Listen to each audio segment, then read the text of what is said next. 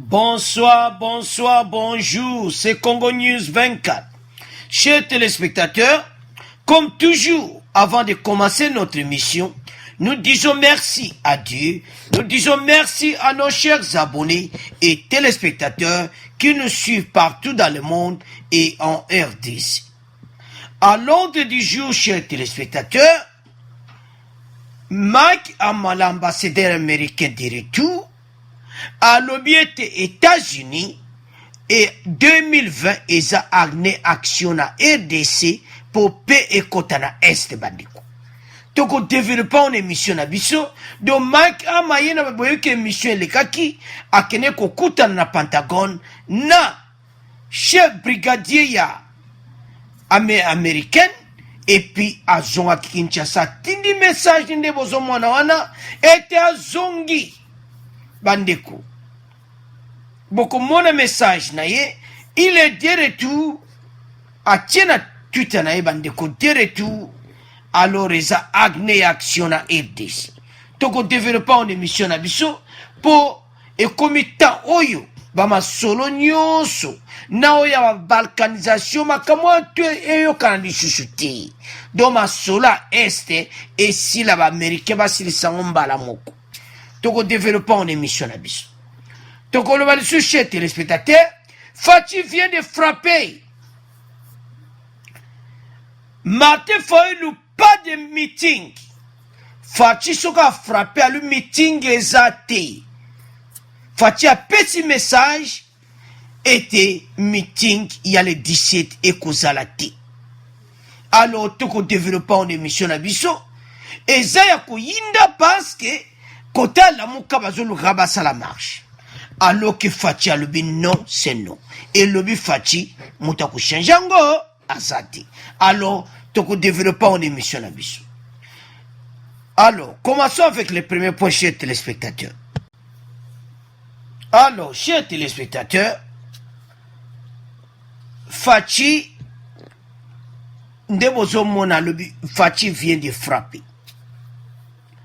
Fati a dû ma décision mon kamakasi parce que atikita mingi bato nyonso baza kodenda bazoka sa liberté d'expression donc ogosala nondengo lingi. Alors Fati vient de frapper meeting ezati donc mutu monta kota na nzela tango Fati a frappé muta ko changer ngwazati. Alors message koyaki ayebisi gouverneur te yebisa ye meeting ezati. Alors message ye ba yebisi Martin Fayulu message zati. Donc ezaya koyinda bandeko. La coalition Lamuka maintient sa marche d'indignation pour le 17 janvier. Malgré l'interdiction à Kinshasa.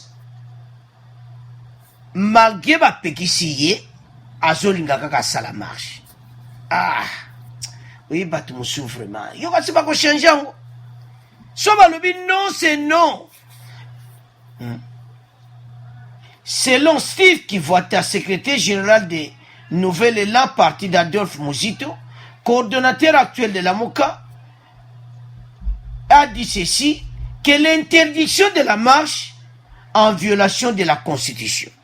Or, violation de la Constitution, bapeki siango parce que yomoko siolobaki, okoyena ba message oeza ya solo te. Message yolobi que la RDC était déjà balkanisée et ça le kuta. Alors tabayoki message aboye Fati a kolinga to ya okosa peuple yango Fati a dit décision était meeting ezati. Fayulu kanga ba plana yo kende na pale papa pense que meeting do ekoi. Fati a tiki mingi chez téléspectateurs, tiki le bango temps.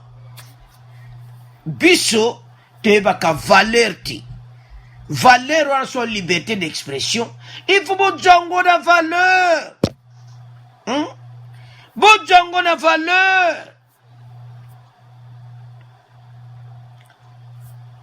Alors, selon la Mouka, la marche est maintenue. Nous nous sommes fondés sur l'article 26 de la Constitution pour l'organisation de notre manifestation.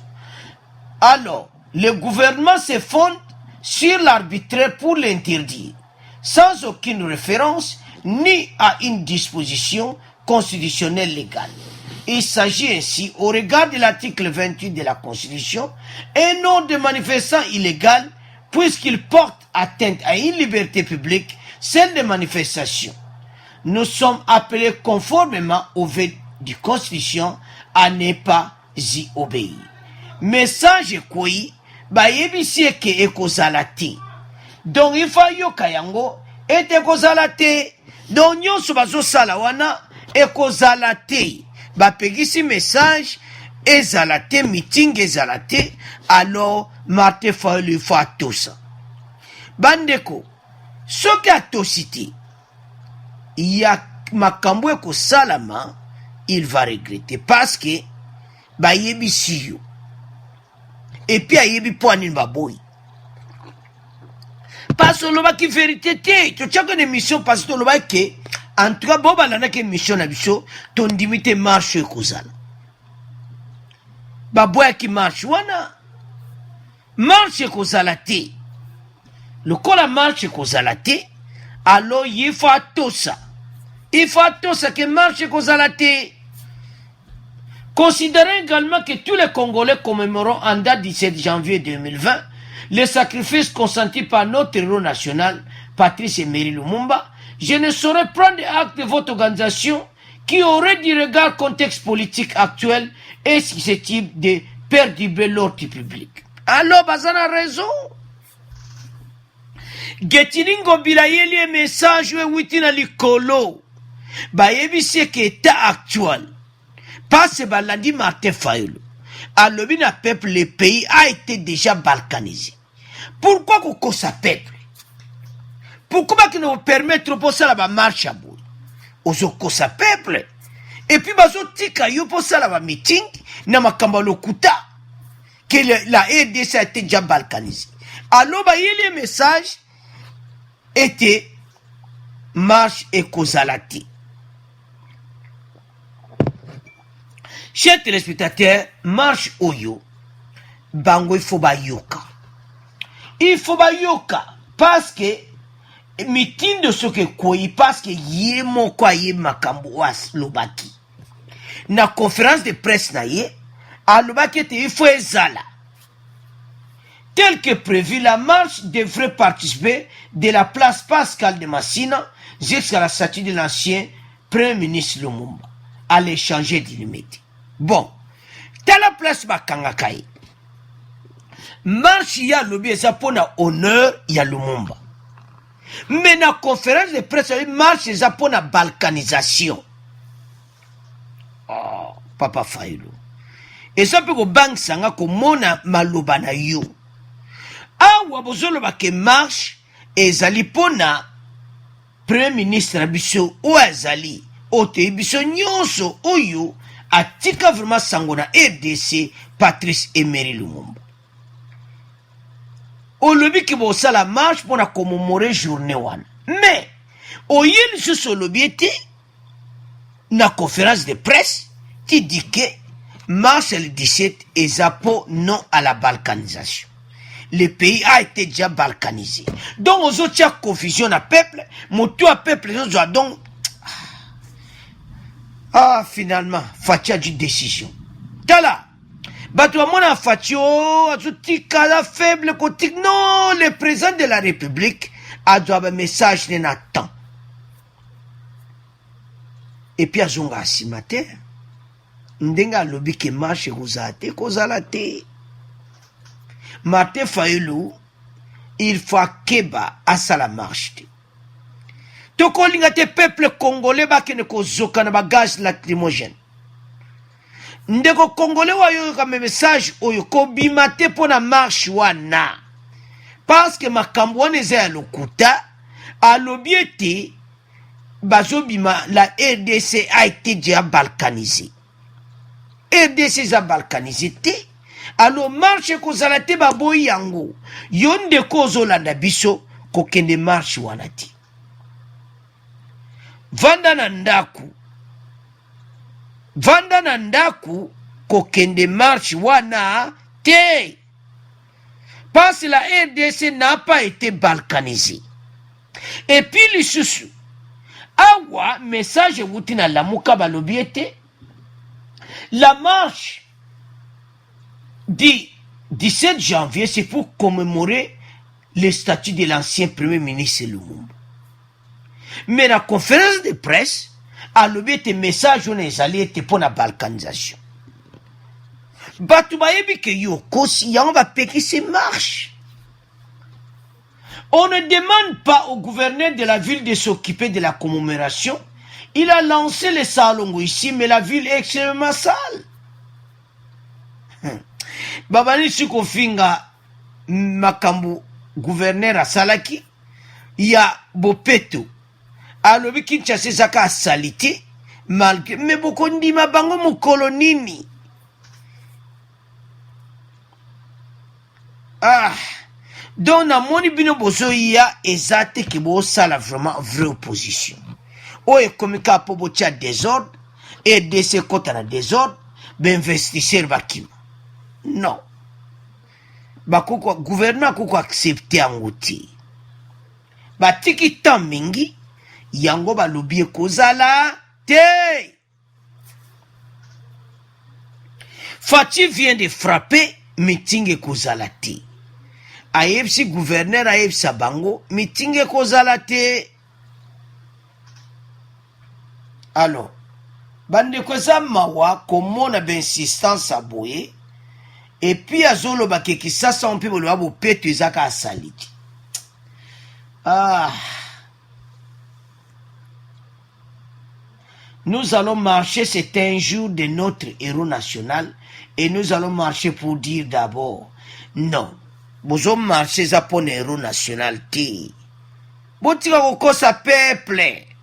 On le baki na conférence de presse que vous allez marcher pour dire non à la balkanisation. C'est ça. Mais lelo y a un message au bapesi. Pour la marche, bango ba yo senganzela ba le ba salon pour la commémoration ya Patrice Emery Lumumba. Pourquoi mentir? Tant que batinyon so ba ebeti, bozo ya kotia peuple na mobulu. Bandeko, eza pasi, bon comprendre des situations na ba volé à bout. Pourquoi mentir au peuple? Na makambu o eza clair. Mbasa bazo bate. Pourquoi dire au peuple que la EDC a été déjà balkanisée? Et nous allons faire la marche le 17 janvier. Et maintenant tu tournes encore de l'autre côté, Faye le dit, que nous marcherons, c'est pour commémorer le jour de Patrice Lumumba. Ce n'est pas vrai. Ce n'est pas vrai. Bakondima yo opese suba message public. Et puis na ndenge zo kende la muka akozala bakopekisa parce que ma message ne entre la muka déjà bandi batusha la muka basepela kina ngoti Katumbi azai contre ngo Bemba azai contre ngo kaka yena muzito batu bazaki pour. Alors où est la muka? Ezamawa Mate Fayulu azako tia désordre. Bande konandenge makambo ezo kendi. Bientôt on peut arrêter Martin Fayulu.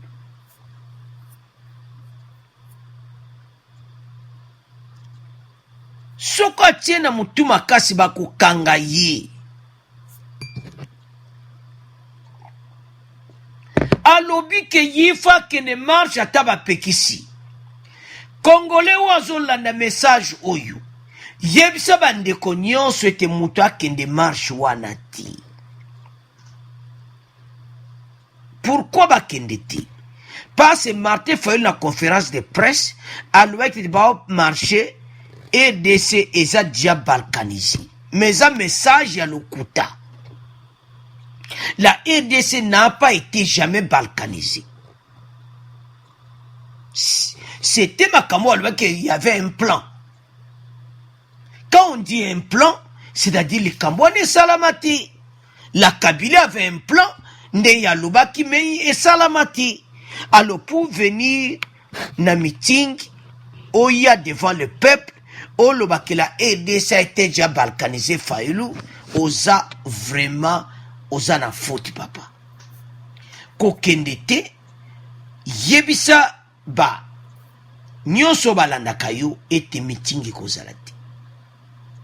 Ils ont risqué bana batu ba beta ba on ba gaz lacrymogène passe à l'air à Fachi massa si je suis à la kati. Le gaz lacrymogène ko so bango après l'onion salama Fayoulou on va t'arrêter parce que tout si mi be qualité. Alors oyo nde Martin Fayoulou azome makambo yo bandeko. Ceux qui ba conseiller ne bazola des missions oyo ba yebisa ke atsala yango ti. Asala yango te tozoya na deuxième point.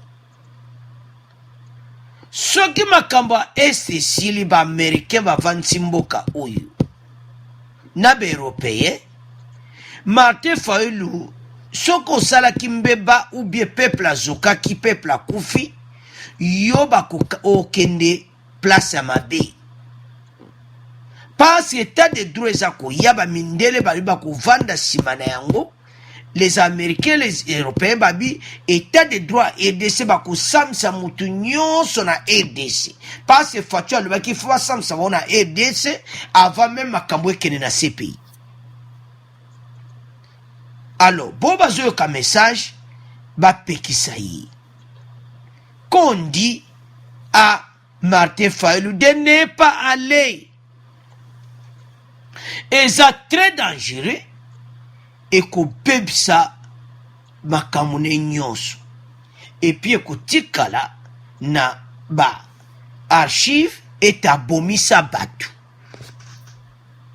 Et ko risque même ba PC à commande ba crime contre lui. Alors, chers téléspectateurs, tout ce qu'on explique bien yango, bon PC conseil to comme na suka point oyo. To comme na suka point. Alors, à vous de commenter. Alors, toquez la deuxième point.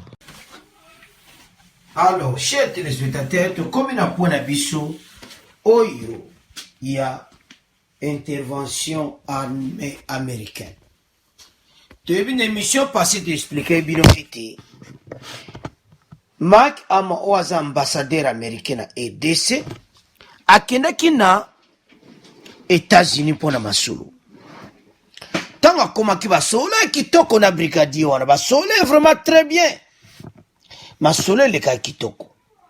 Ba yokanete 2020 eza ya ne action de bozo mona ki baza prêt pour na ne action. Donc oya 2020. Alors, te expliquer que on émission passée ba Kore Salamaki ya zongi. Tango zongi a tutende bozo mona wana. À l'obiki, baza prémena pour l'année action 2020. Cette situation où il y a besoin à Est, peut-être que belle bazo comprendre te, ba musupi ba koyo ka information te expliquer si koyo, ba américain ceux qui place wana musulman, ba musulman wana ba terroriste wana baza, ba américain ba ngaka ba ya ba longola bango. Po ba bango baza contre ba américain pende ozomona ADF wana ba terroriste wana. Ya ozomona place nyoso ba terroriste baza ba américain armé na bango intervenaka. Kutu bazo kamande na RDC zo umela pona bomba ya. Soko tali bien partout. Place batona bazali bango bakendaka. Na Afghanistan ba américain bakendaki. Na Irak partout. Na do bakendaka partout pla batona bazana Syrie pe bakendeki. Alors, bango situation à RDC ba américain bazo jango sérieusement. Parce bango aligné prospérité zana RDC. Chers téléspectateurs, makamba est ezaba guerre moko ya ba minéré. Ezama kamoko sérieux kunezo salama. Oyo mono ba groupe armé ndambo wana ezaba ba groupe wana nyos ndenge tia confusion kuna ibele musuba yaka pona kuyiba wa minéré. Alors Mike Hammer rentré à Kinshasa apesi mon message pour les Congolais était année 2020 et ça prêt pour une action. Donc l'armée américaine a intervenir bande korangai. Et bele batuna kakala wana moko nini bakoya mo masolo ndenge kendaka. Surtout masolo militaire. Moko musola mukaka boyoka déjà kuna déjà et bani ko beta. Parce que on peut voir bon plan d'action na on va faire sa datité pour basili sabatwana. Place ba terroriste baza ba américain ba yako sili samasolo. Batwana obozo mona wana baza ko boma mabe. Bomoni quartier général en FARDC baji. FARDC bazo sala musala. Omoni quartier général mon baji liboso bazwa kango. ADF a yeli so a récupérer. To éviter mbalo pe so ko ya récupérer. Mais tout ça un espoir que bako récupérer. Et je l'ai que ADF a sabi bundela makasi pe. Ba groupe wana bandeko bozomo na ba groupe terroriste baza supporter na ba millionnaire na bango ya ba musulman. Bit baza contre ba américain de zomo na bango. Alors ba américain balinga ate place bato baza fu ba longola bango. Yango zomona ke tozana espoir ke ko salama. Parce batwana bango na bango ba yokana kati. Ba américain place bato baza fu ba ya ko longola bango. Masolo na bango esila. Baza préparé pour mboka na biso. Je vous expliquer bino likamo bandeko. Mike Hammer est devenu comme un Congolais. Il est comme un Congolais maintenant. Il a changé même son nom. Nzita Hammer. Donc il est devenu Congolais. Alors, l'intervention américaine est imminente, mais n'a pas donné la date. C'est-à-dire l'ambassade américaine a changé son nom. Pourquoi?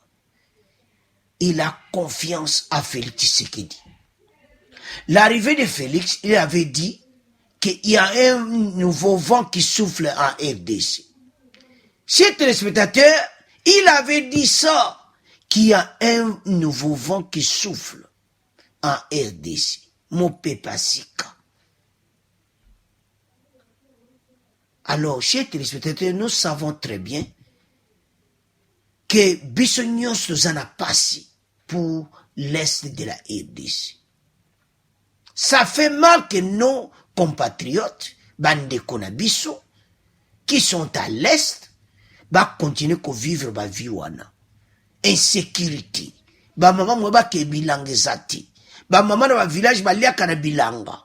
Baza bloqué parce qu'il y a évité soit ke bilanga soka kuzo. Oui, FARDC ba c'est l'avancement. Mais ba kosil sama solo wana lelo lobite bande kunangai. Et kosila leona lobite. Le plan oyoka baolo bana plan ya balkanisation oh tout ça ba message wana batwana bayakina ba plan wana. Mais tellement que les Congolais ne sont mini et kosimbate. C'est pour ça Fachi avait dit tant que je suis au pouvoir, il n'y aura pas la balkanisation. Alors, chers téléspectateurs qui nous suivent à ce moment, il est temps, soyons ensemble unis, parce que les Américains vont venir. Bango bako sakate bakoya. Bakoya ko intervenir. Pona mboka na biso. Tant balu bakoya. Alors, l'homme ni tontolo bawa bandeko. Bango balinko pesa datiti. Pasi to la mukaka boy kune bandi. Bako sili sa yamba lobby na Twitter wana prêt pour l'action. année 2020. Donc action ekosalama bato wana bakomona kabwe esalami direct. Alors ba négociation eza makasi. Pourquoi? Parce qu'auparavant il y avait donné des conditions que il y a des généraux qui sont sous sanctions américaines. Alors ce dossier est en marche. Bientôt je crois bien que vous allez régulariser. Parce que si je vois bien, la plupart de ces généraux travaillent au Sud Kivu pour lutter avec les milices là-bas. Au nord, et sauta les généraux na ba kasonga oza porte-parole, sauta ba généraux nyonso ba Stembala, eza bato bazempe, baza penati, baza ba problème ti. C'est pour cela que na nord et comme bango ba ya ko intervenir. Et puis tout ça l'espoir que salama, mais on n'a pas donné la date. Bande ko tanto yaka na makambo jango sérieux. Parce ba sana ba arme moko so ba tindiki yango a défendre ba ko tenir te. Alors tout question d'économie. Au moment de va commis un plan d'action de paix et de prospérité. Pourquoi? PP wane l'axi pour la paix. PP pour la prospérité. Pourquoi les Américains va comme bon? Na paix, ba aussi sa masola batuana. Ba yibe te ba groupe armé wana bazo yiba ba minéré. Alors ba compagnie américaine ko ya ko installer te na ba minéré soki désordre za bazo boma. Bango pe balinga basala ba investissement na bango. Baza ba compagnie na bango je travaille kakuna. Mais balingi pena so ba vendre masolo makele les alati. Ba compagnie de bango dizali. Na ituri donc tout ça et ça. Mais toujours vivre na désordre o yu ya ADF bango moins pena ba pesa masolo ngo kitoko ezati. Yango ba yesa ba congolais kalate ekoyinda. Bande konanga Makamba Est, eza politique pèse économique. Parce que makambo nyonso ezo leka wana ba américain ba yebi na bango. Mais balimba ya na mwa ba condition moko ke potango masolo ekosila. Bato nyonso basasa ba mbeba na RDC bakoza na problème. Na premier point to lobaki même bandeko ba osaba ba désordre. To pe exemple. Martin Fayulu ba meeting lelo bato ba kufi. Ba américain ba ko landele ke o salaki crime obomaki bato na manifestation salaki. Malobo ya zo pese za ko simba te. Yango zo mona ke eza ko créer des ordres na kati ya commune. Même ambassadeur alobaki yango ambassadeur américain. Keto ya kopesa mama solo moko ya NT. Liberté d'expression et le but est que on loba n'importe quoi. C'est ça que nous oublions, d'autres politiciens oublient. Lamuka doit comprendre une chose, que la liberté d'expression ezate ke olo makama be contre makama be pour détruire mboka na biso. Alors chers téléspectateurs, n'importe ntolo babo ke masolo oyo ndenge ezokende masolo ezokende kitoko EDC makamba eza défi arrivé à Fachi même ba voisin wana Burundi, Rwanda, Uganda bazande bazawana arrivé à Fachi et sala bango kitoko te parce na plana bango ba yeba kete la Kabylie a kotia dauphin moko mais match a dauphin simbi ti déjà baza olobela e bango ke dauphin wana match ne ko simba te Fachi abimi lelo mais biso le quoi tozaka motema mabe entre biso ba congolais ya ozomona ba opposant bazo sala vraie opposition te baza ko s'attaquer na Félix Tshisekedi mbala moko, baza ko s'attaquer na notre président mbala moko, eza kitoko te. Loba makambo o eza pona mboka. Émission to tchaki lobi te expliquer bino. Vous avez vu hier l'émission wana. Ndeko na tuni Martin Fayulu.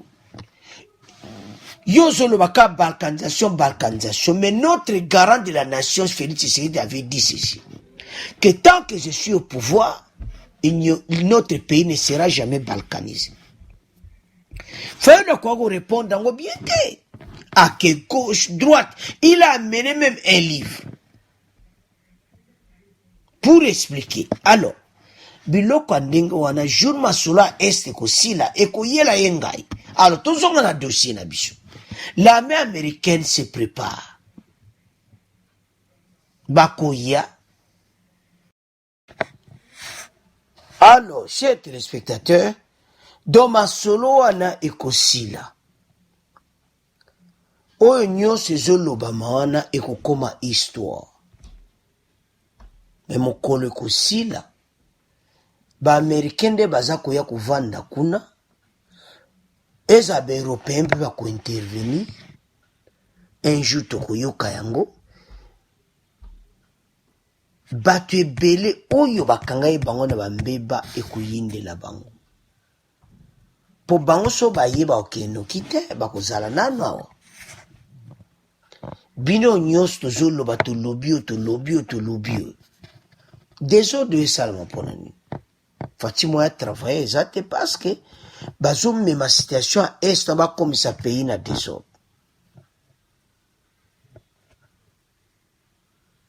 Mpona nini liberté d'expression.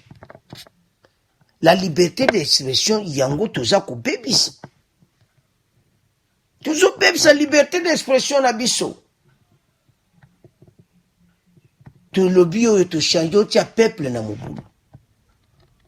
Alors bandeko ba américain basolola ki masolo ezali kitoko le ya kende kuna azonge na Kinshasa ndebo mona Twitter wana lobi plan d'action donc année au baza prêt pour na quoi agir. Alors pour la paix et la prospérité. Donc PPPP wana buzomona pour la paix et pour la prospérité. Alors pour la paix basisi masolo à est pour la prospérité d'investisseurs nde tuutoloba wana yango FARDC azosala mosala kitoko mais bazozanga babiloko ebele parce sans baavion na baplace bazamba wana eza difficile mpona kosilisa guerre wana mais toyebi ete kimi ekokota toyebi ete RDC makambo ekosila mais tozosenga tozala vraiment na foi ete masolo esili mboka ekomotambola vraiment na ndenge oyo tolingi wana fatia banozwa badécision bandeko ekoyindela mpe bango bato nyonso bazotiatia mobulu wana. Alors intervention na bango ezala na deux niveaux. Ils vont commencer d'abord non pour na ADF parce que expliquer bino bato bazambala baza bendemi na bango. Total na monde partout place bato bazambala baza ba américain bayaka ko attaquer bango. Parce que baza très dangereux tande bazo boma biso bato na biso. Tande bazo boma baza très dangereux do baba sinya pena makila bato bazambala wana. Ba terroriste ozoka baza mabe bandeko na ngai eza kobangisa ndenge bango bazowumela kuna ADF wana parce que bango babomaka bakata watu mitu jango baaméricain bayebi ke bato loko baza kuna bakongole bakosouffrir. Alors présence ya bango ekozala mpona kointervenir kosisa masolo nyonso etoyebi eke situation ekozala régularisée. Avancement ekozala, pe ekozala, pe kimi ekozala. Alors, eloko tosenga, tozala bomoko. Tozala dans la paix, mais ete mboka na biso eke na direction kitoko. Parce que présence américaine bakoya, mais biso pe faut tozala bomoko. mais bandeko bazoloa mabe mokolo masolo ekosila bakozala na problème sérieux na vie na bango parce que bakolandela bango na état de droit oyo ekozala baaméricain bakozala na mboka na biso ebele bambe européen bakozala bakosupporte état de droit wana parce que baza nsima Fachi avait dit un mot que nsima na ye bagrande puissance baza so bolandaki message na États-Unis alobaki il faut batabwe baza nsima nange pourtant bamona bagrande puissance nsima Fachi masolo ezokende kitoko alors totika kotia peuple na mobulu po mokolo masolo ne kosila bango nde bakomea bangambo parce bakobenga ba crime so bato bakufi na ba manifestation. Alors à vous de commenter to comment le cas na résumé émission na biso tonto résumé émission na biso premier point to lo pona Martin Fayulu était oyazo sala ba marche Fachi vient de frapper à Boyango et kozala te le 17 mars ate yo muton ngo kene marche keba passe ba pekisi ba gaz lacrymogène kokoya passe na l'air Fachi mi ba beta shumi ndokiti alors gaz wale ko joyo eza bien te pour la santé pe alors bo kende te passe ba pekisi la mokala nga akende alors makambo oyo to lobaki na premier point ko succès pe na bakanga ye passe a bogo to sa leta. Alors, à vous de commenter, bandeko, na point suka, armée américaine, 2020, et sa plan d'action. Donc, kalate bako commande mo na Twitter wana, ambassadeur a kosate, neba wana, do ma sole zozala kitoko. Alors, tout ça dans la joie, pour être, RDC kalate, et se qu'on a libéré avec la présence américaine, mais, ba pesi datiti. À vous de commenter, au revoir, à la prochaine.